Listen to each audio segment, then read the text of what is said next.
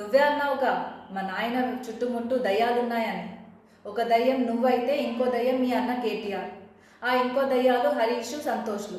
ఈ దయ్యాలను ఆప్యాయంగా పెంచుకున్న కేసీఆర్ మరి ఈ రాజ్యాంగాన్ని ఫాలో అవ్వని కేసీఆర్ని రాక్షసుడు అని అనాలా? ఏమో రాక్షసుడే ఏమో.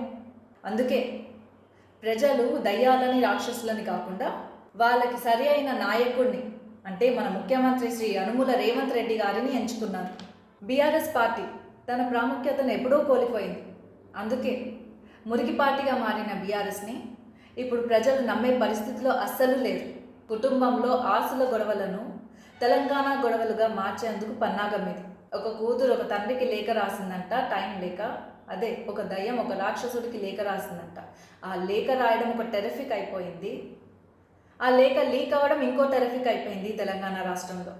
దయాల కొంప కదా, మిరాకిల్స్ అన్నీ ఇక్కడే జరుగుతాయి. మరి మీడియా నిన్ను పట్టించుకోవట్లేదని ధోరణితో ఈ లేఖ డ్రామాలన్నీ ఆడుతూ ప్రజలను పక్కదారి పట్టిస్తున్నావని అందరికీ తెలుసు. నీ డ్రామాలకి ఇంకా ఇప్పుడు ఫుల్ స్టాప్ పెట్టేసి